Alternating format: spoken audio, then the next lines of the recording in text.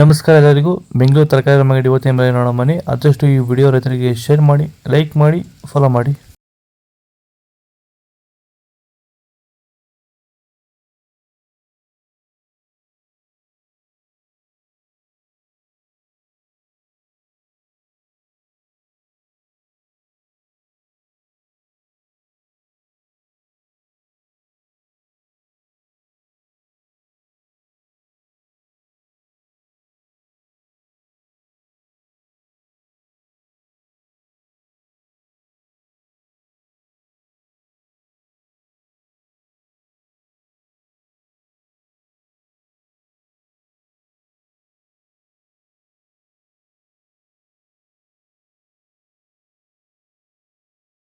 Sir, ಈ beans ಬೆಳೆಗೆ ನೀವು ಯಾವ ರೀತಿ ಮೇಂಟೆನೆನ್ಸ್ ಮಾಡ್ತಾ ಇದ್ದೀರಾ ಸರ್ ನೀವು?